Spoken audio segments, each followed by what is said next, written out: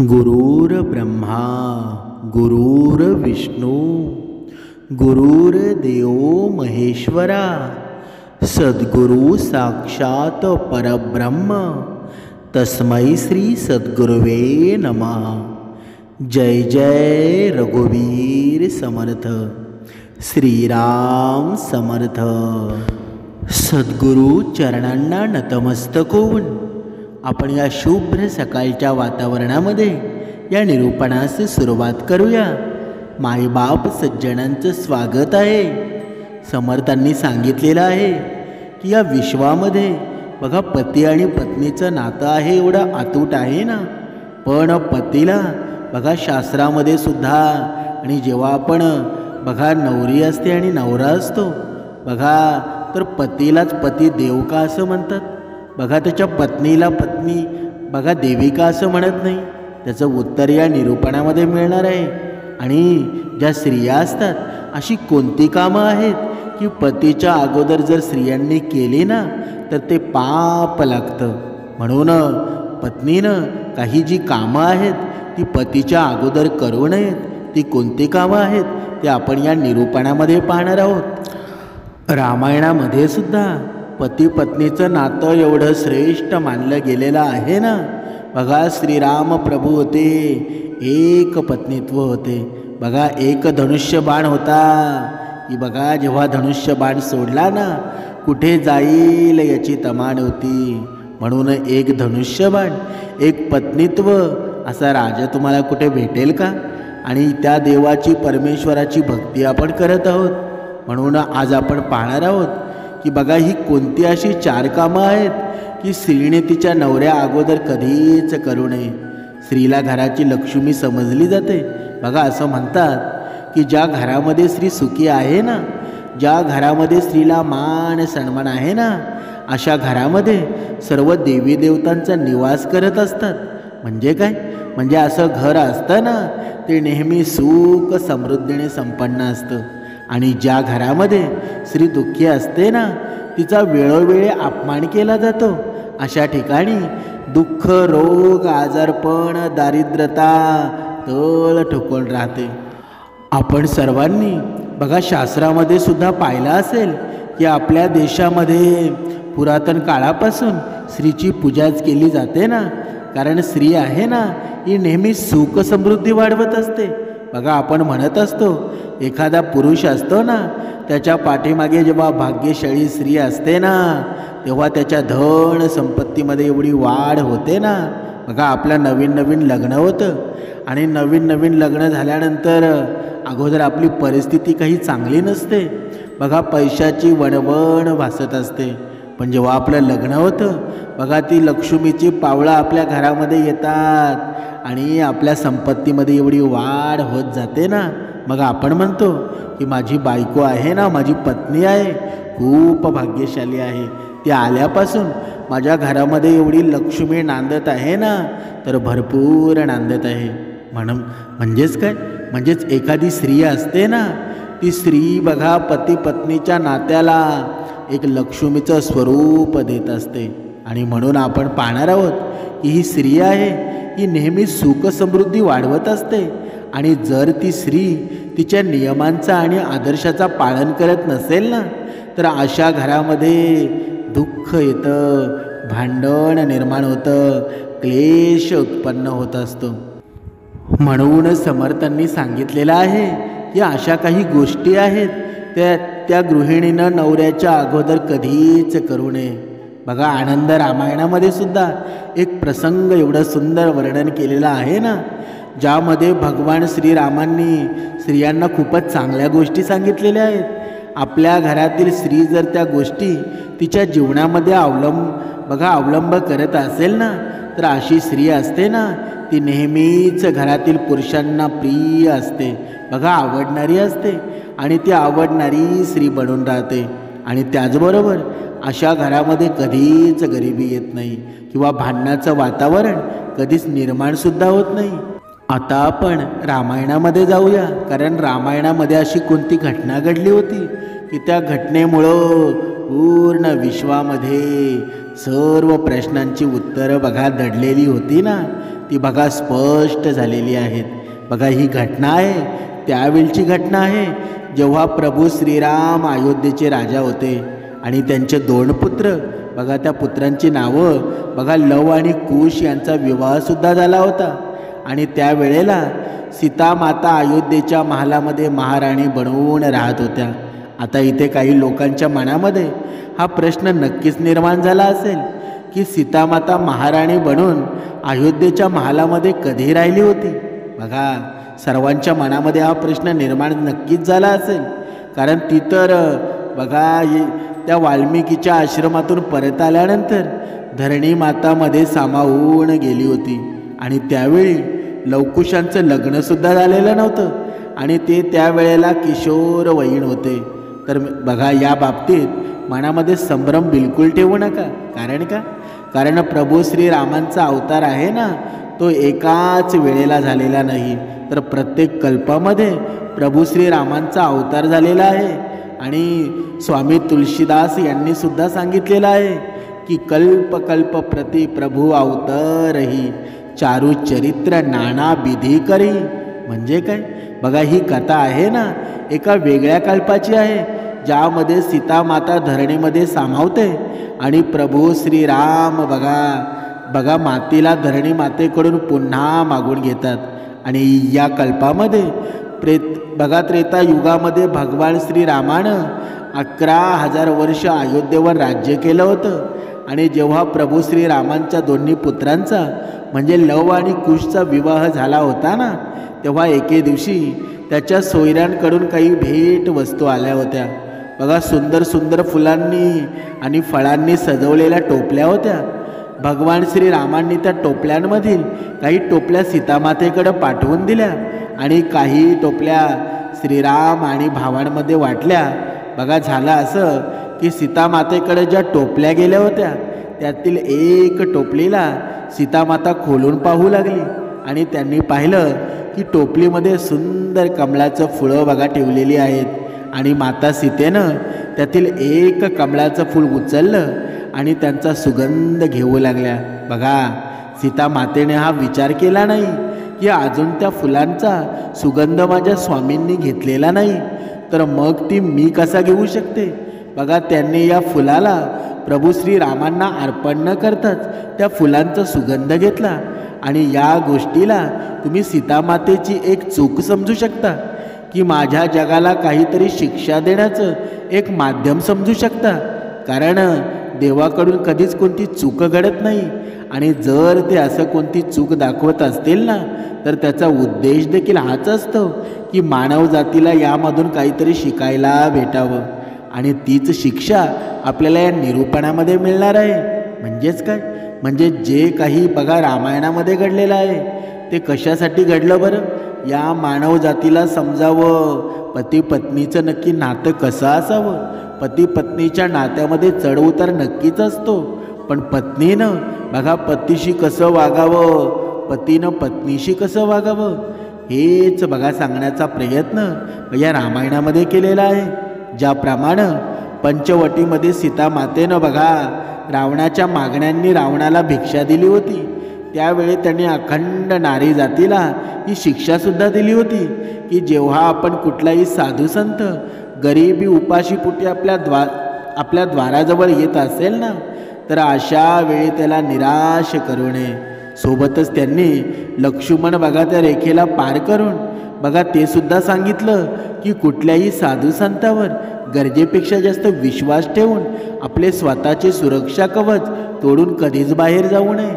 म्हणजेच काय, म्हणजेच एकीकडे आपण पाहिलं की बघा सीता मातेनं सांगितलं की साधू संत येती तोची दिवाळी दसरा, आणि दुसरीकडं लक्ष्मणानं सांगितलं की बघा प्रत्येक स्त्रीनं आणि प्रत्येक पुरुषानं आपली हद्द आहे ना, त्या हद्दीच्या बाहेर कधीच जाऊ नये.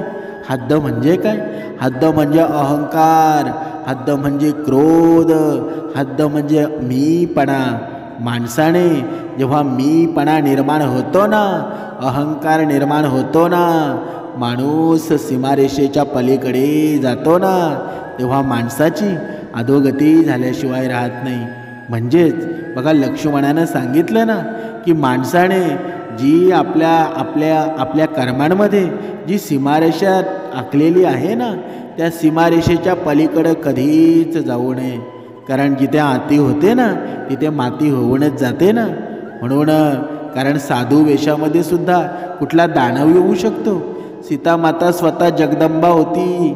तिला माहीत होतं की हा कोणी साधू नाही तर राक्षसच आहे. आणि तरीसुद्धा या जगातील सर्व स्त्रियांना शिक्षा देण्यासाठी, या शिक्षा देण्याच्या हेतूनं मातेनं ही लीला रचली ना.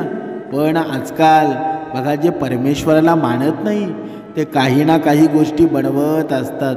आणि या जगामध्ये बघा अंधश्रद्धेचं जाळं बघा भडकवत असतात. पण परमेश्वर प्रत्येक जगी स्थळी पाषाणी सर्वत्र भरलेला आहे. बघा जेव्हा सीतामाता त्यांच्या महलामध्ये बसून कमलाचा सुगंध घेत होती तेव्हा अंतर्यामी भगवान श्रीराम आपल्या दरबारामध्ये बसून हे सर्व दृश्य पाहत होते. त्यांनी खूप वेळा या गोष्टीवर विचार केला की बघा जानकी नंदिनी सीतेच्या या कार्यानं जगातील समस्त स्त्रियांना कोणता संदेश जाऊ शकतो बरं. मी सुगंध न घेण्यापूर्वीच बघा सीतेनं त्या कमळाचा सुगंध घेतला आहे. शीलवान पतिव्रता स्त्रियांमध्ये हा गुण असू नये.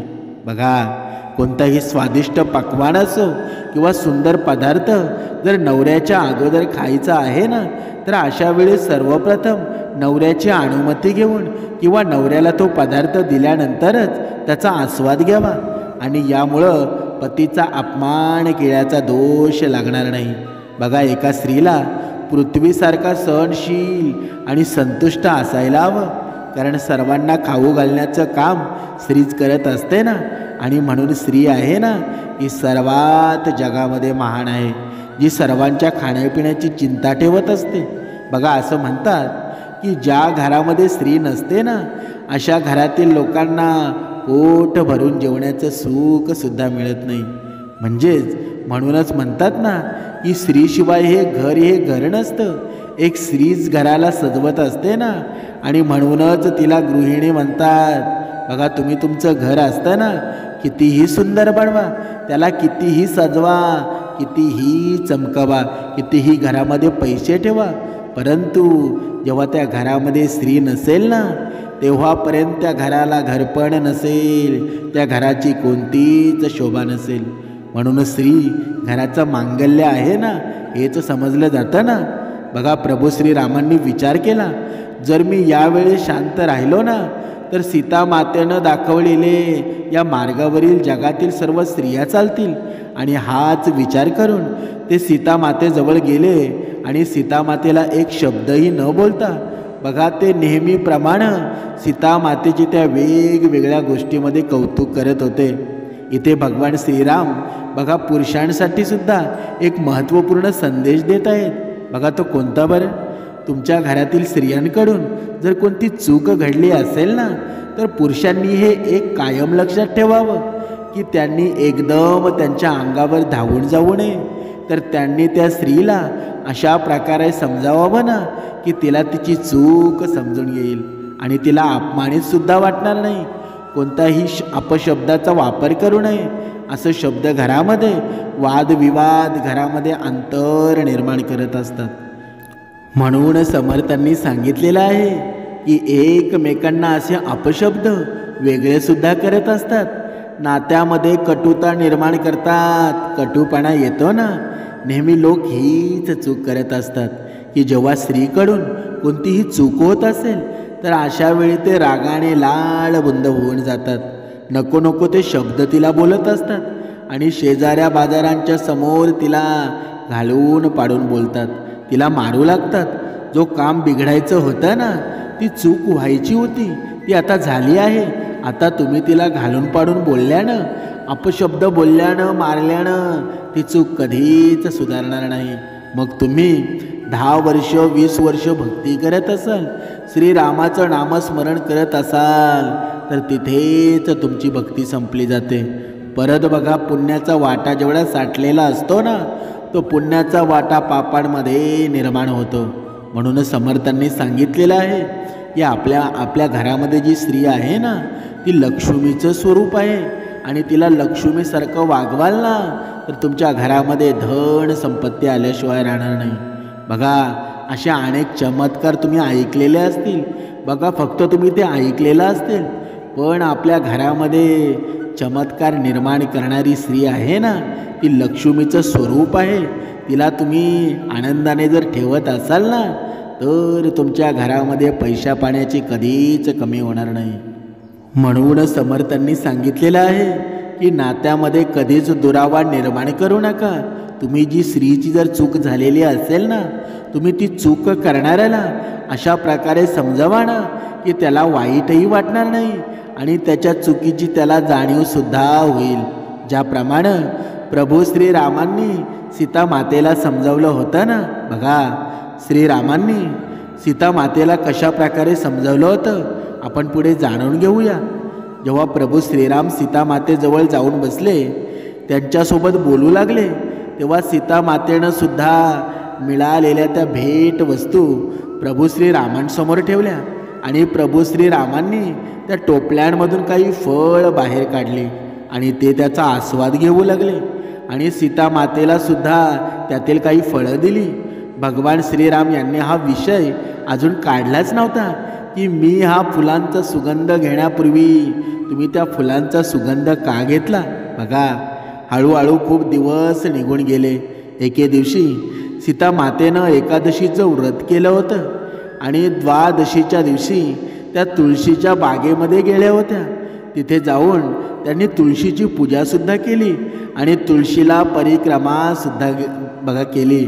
एकादशीचं व्रत ठेवल्यामुळं सीता मातेच्या शरीरामध्ये थोडी थकावटसुद्धा आली होती आणि अशामध्ये सीता मातेच्या साडीच्या पदरामध्ये तुळशीचं एक पान अडकून बघा तुटून ते पृथ्वीवर पडलं आणि द्वादशीच्या दिवशी त्या तुळशी पात्राला तुटलेलं पाहून सीता मातेनं विचार केला की मी तर खूप मोठा अपराध केला आहे. आणि हाच विचार करून सीतामाता थोडी भयभीतसुद्धा झाली आणि त्यांनी त्या तुळशी बघा त्या पत्राला उचलून त्याला प्रणाम करून पुन्हा त्या बगीच्यामध्ये ठेवला आणि गुपचूप पुन्हा त्याच्या महालामध्ये परत आल्या. बघा, पुढे योगायोगाने त्याच वेळी तिथे नारद मुनीसुद्धा आले होते. प्रभू श्रीरामांनी नारद मुनींचे खूप चांगल्या प्रकारे स्वागतसुद्धा केलं आणि त्यांना आसनावर बसण्यास सांगितलं.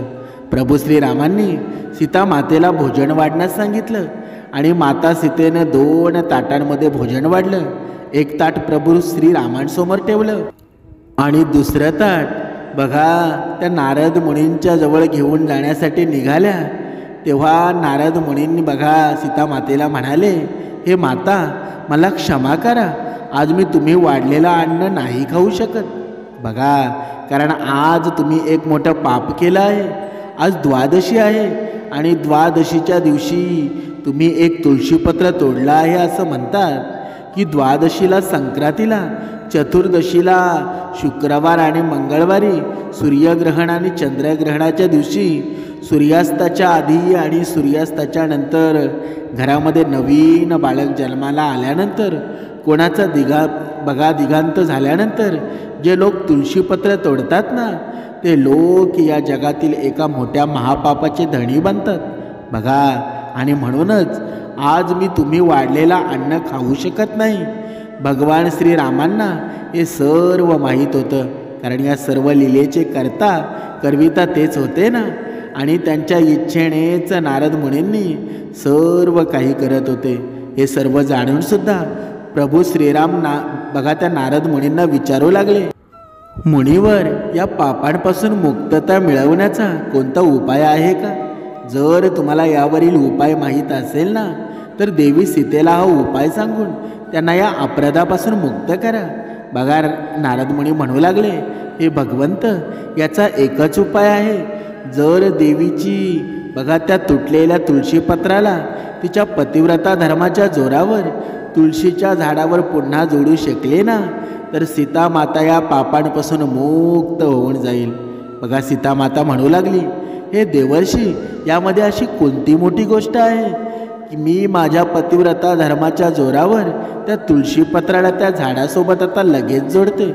बघा एवढं बोलून सीतामाता पुन्हा त्या तुळशीच्या बागेमध्ये जाते आणि त्या तुटलेल्या तुळशी पत्राला प्रणाम करून भक्तिपूर्वक भावनेने म्हणू लागली, हे तुळशी माता, जर माझ्यामध्ये पतिव्रता धर्माची शक्ती असेल ना, तर हे तुटलेलं तुळशीपत्र आहे ते पुन्हा तुझ्या अंगासोबत जोडून घे. असं म्हणून जेव्हा सीता मातेनं समोर पाहिलं तेव्हा ते तुळशीपत्र होतं. त्या तुळशीच्या झाडाला पुन्हा जोडलं गेलं नाही. आणि ही सर्व पाहून सीतामातेला खूप जास्त दुःख झालं. सीतामाता विचार करू लागली की मी असं कोणतं काम केलं आहे, मी असं कोणतं कर्म केले आहेत ज्यामुळं माझा पतिव्रता धर्माची शक्ती कमी झाली आहे. सीतामाता खूपच दुःखी झाली आणि तिला खूप वाईट वाटत होतं. नारद मुनींनी पाहिलं की सीतामाता खूपच जास्त दुःखी आहे, तेव्हा त्या मातेच्या जवळ गेले आणि मातेला समजावू लागले, हे माते, या तुळशी पत्राचा न जोडण्याचं कारण हेच आहे की तुम्ही प्रभू श्रीरामांच्या आधी कमळ पुष्पांचा सुगंध घेतला होता. पतिव्रता स्त्रीनं हे नेहमी लक्षात ठेवायला पाहिजे की तिच्या पतींना आनंदानं त्या पुष्पांचा सुगंध घेतला नसेल ना, तर अशा वेळी स्वतःने सुद्धा कुठल्याही पुष्पांचा सुगंध घेऊ नये. आता तुम्ही एक काम करा, तुम्ही तुळशी पत्रालाही बोला की हे तुळशीपत्र, जर मी त्या कमळपुष्पाचा सुगंध घेण्याव्यतिरिक्त दुसरा कोणताही प्रतीचा निराधार केला नसेल, तर तुम्ही तुमच्या तुटलेल्या स्थानावर जाऊन पुन्हा जोडून घ्या. नारद मुनींच्या म्हणण्यानुसार सीतामातेनं पुन्हा तुळशीपत्राची प्रार्थना केली आणि म्हटलं, हे तुळशीपत्र, या कमळपुष्पांचा सुगंध घेण्याव्यतिरिक्त जर माझ्याकडून अन्न कुठल्याही प्रतीचा निराधार झाला असेल ना, तर तुम्ही तुमच्या स्थानावर जाऊन जोडून जा. सीता मातेच्या एवढ्या बोलल्यानंतर लगेच तुळशीपत्र जाऊन पुन्हा त्याच्या स्थानावर जोडलं गेलं.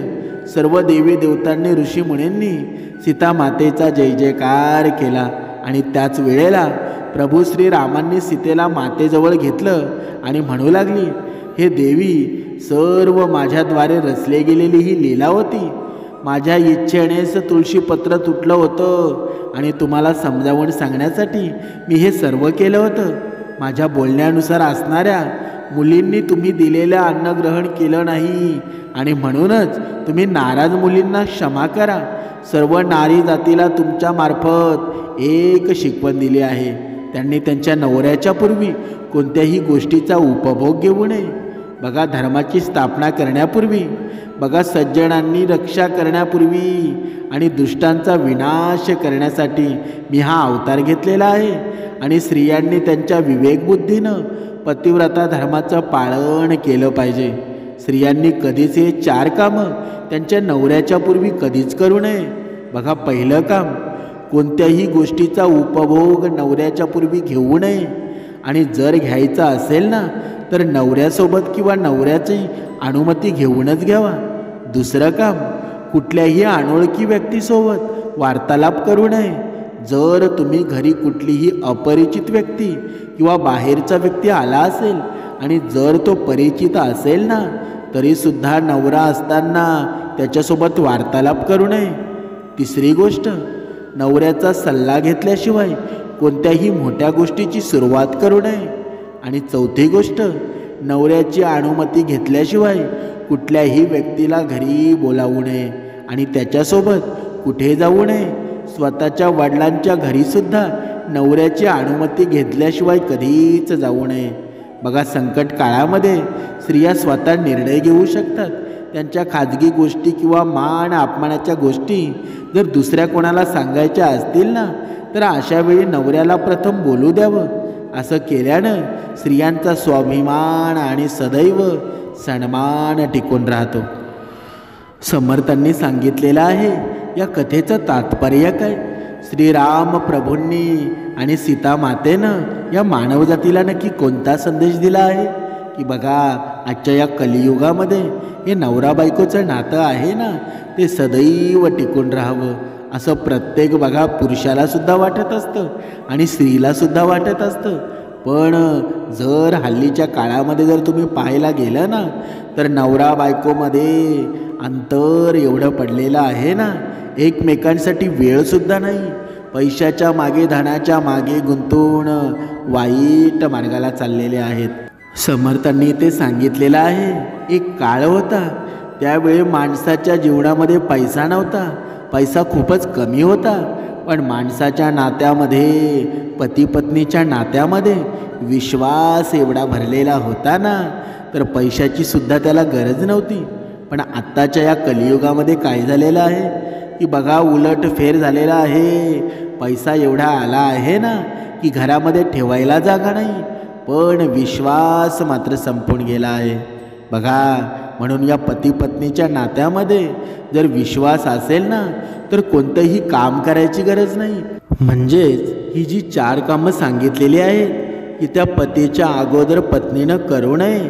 पण हा कलियुग आहे, जर ही 4 कामं जरी केली ना तरीही चालेल, पण विश्वास नात्यामध्ये असणं खूप गरजेचं आहे. कारण तो काळ तसा होता. पण आजची जी स्त्री आहे ना, बघा, या पतीच्या नवऱ्यासोबत खांद्याला खांदा लावून पैसा कमवत आहे आणि बघा काम करत आहे. म्हणून आजकालची स्त्री आहे ना, पुरुषापेक्षा काही कमी आहे का? पण जेव्हा नात्यामध्ये विश्वास उडत नाही ना, बघा, नात्यामध्ये विश्वास राहत नाही, तेव्हा मनुष्याच्या जवळ कितीही पैसा असू द्या, कितीही धन संपत्ती असू द्या, तरीसुद्धा नात्यामध्ये बघा सुंदरता राहते का? कधीच राहत नाही. म्हणून समर्थांनी सांगितलेलं आहे, ज्या क्षणिक गोष्टी आहेत, ज्या नाशवंत गोष्टी आहेत ना, त्याच्यापैकी एक आहे पैसा. पैशाच्या पाठीमागे एवढंसुद्धा धावू नका की आपल्या नात्यामध्ये दुरावा निर्माण होईल. आणि जेव्हा दुरावा निर्माण होतो ना, बघा, पती पत्नीच्या नात्यांमध्ये तर होतोच, पण त्याचा बघा फरक असतो ना, त्याचा इफेक्ट असतो प्रत्येक कामामध्ये निर्माण होत असतो. म्हणून समर्थांनी सांगितलेलं आहे, जे जपायचं असेल ना, तर ते आपलं नातं जपा. कारण या जगामध्ये तुमच्या जवळचं जर कोणतं नातं असेल ना, तर ते आहे पती पत्नीचं, नवरा बायकोचं, बघा, आई बापाचं, आपल्या मुलांचं. म्हणून हे कुटुंब आहे ना, त्या कुटुंबामध्ये सुंदरता जर आणायची असेल ना, तर वेळेला महत्त्व द्या. कारण वेळ आहे ना, तुम्ही जर वेळेला महत्त्व दिलं नाही ना, तर तुमच्या जीवनामध्ये दुःख निर्माण झाल्याशिवाय राहणार नाही. कारण पैशाच्या पाठीमागे पळू नका. पैसा एक ना एक दिवस थांबणार आहे, पण हे आयुष्य आहे. या आयुष्यातली ही भक्ती आहे ना, आपले कर्म आहेत, ते कधी थांबतील का? कधीच थांबणार नाही. म्हणून पैसा एक ठिकाणी राहील, तो संपूर्ण जाईल, परत पुन्हा येईल. पण हे आयुष्य आहे, हे किमती मोलाचं आयुष्य आहे. जोपर्यंत जिवंत आहात ना, तोपर्यंत नात्यांमध्ये सुंदरता निर्माण करा. कारण ज्याच्या वैखरीमध्ये श्रीरामाचे शब्द आहेत ना, त्याच्या जीवनामध्ये सुद्धा आनंद भरलेला असतो. म्हणून जीवनामध्ये आनंद निर्माण करायचा असेल ना, तर चिंतन करा. ज्याच्या मुखामध्ये राम नाम आहे ना, तो जगामध्ये सुंदर व्यक्ती आहे, तो जगामध्ये सुंदर मनुष्य आहे. समर्थांनी सांगितलं आहे, मना सर्वता सत्य सांडू नको रे, मना सर्वता मिथ्य मांडू नको रे, मना सत्य ते सत्य वाचे वदावे, मना मिथ्य ते मिथ्य सोडून द्यावे. बघा, हे म्हणा, जे परम सत्य आहे ना, ते कधीच सोडू नकोस. म्हणजे सत्याची बाजू आहे ना, नेहमी सत्याच्या बाजूने राहा. म्हणजेच तू नेहमी सत्याची कास धरून राहा. जे असत्य आहे ना, त्याचा आधार घेऊन कधीही मांडणी करू नकोस. म्हणजेच असत्याचा आधार घेऊन एखादी गोष्ट सत्य आहे असा आभास निर्माण करू नकोस. हे म्हणा, जे सत्य आहे ना, ते स्पष्टपणे खऱ्या शब्दामध्ये बोलायला शिक. आणि असत्य आहे ना, ते नेहमीच त्याग करायला शिक. पण मनुष्य मात्र चुकतं कुठे? जेव्हा त्याला असत्य दिसू लागतं ना, पण त्या असत्यामध्ये जर त्याला पैसा दिसत असेल ना, तर खरा बोलणारा मनुष्य असतो ना, तो लगेच खोटं बोलायला सुरुवात करतो. म्हणजेच मनुष्याचेही हे जे डोळे आहेत, ते पैशाला पाहून बघा लगेच बघा दृष्टी बदलतात, लगेच न पाहिल्यासारखे करतात. जेव्हा प्रकाश दिसेल, जिथे सर्व गोष्टी स्पष्ट दिसत असतील ना, तर न पाहिल्यासारखा करतो. म्हणजेच ही माणसाची बुद्धी फिरते ना, तर ती का फिरते बरं? जेव्हा धन दौलत पैसा पाहायला मिळतो ना, तेव्हा मनुष्य सत्य मार्ग सोडून दुर्गुणाकडे जातो. आणि जेव्हा दुर्गुणाकडे जातो तेव्हा त्याच्या देहामध्ये राम राहतो का? कधीच राहणार नाही. म्हणून समर्थांनी सांगितलेलं आहे, परधन आहे ना ते भयावह आहे, ते कधीच त्याच्या मागे लागू नकोस. स्त्री आहे, स्त्रीचा कधीच संग करू नकोस. म्हणून समर्थांनी हे सांगितलेलं, जे जे काही सांगितलेलं आहे ना, या मनुष्य देहाच्या पूर्ण बघा चांगल्यासाठीच आहे ना. पण मनुष्य मात्र ऐकत असतो का? कधीच ऐकत नाही. जेव्हा मृत्यूशय्येवर असतो तरीसुद्धा बघा त्याच्या मागण्या असतात, तरीसुद्धा त्याला समजत नाही की माझं मरण आता जवळ आलं आहे ना, तरीसुद्धा त्याचा मीपणा कधीच जात नाही. म्हणून समर्थांनी सांगितलेलं आहे, तुम्ही जोपर्यंत स्वतःचा विचार करत नाही ना, तोपर्यंत तुमचं भक्तिमार्गामध्ये मन रमणार नाही. म्हणून आपण स्वतःचा विचार करा. कारण हा देह आहे ना, हा नाशिवंत देह आहे, कधी उडून जाईल काही कळणार नाही. पण जोपर्यंत या शरीरामध्ये प्राण आहे ना, हा जीव आहे ना, तोपर्यंत या देहामध्ये श्रीराम जागृत करा. आणि जेव्हा श्रीराम जागृत होईल ना, तेव्हा परमानंदसुद्धा होईल आणि तुमच्या जीवनाचं सुद्धा सोनं झाल्याशिवाय राहणार नाही. जय जय रघुवीर समर्थ.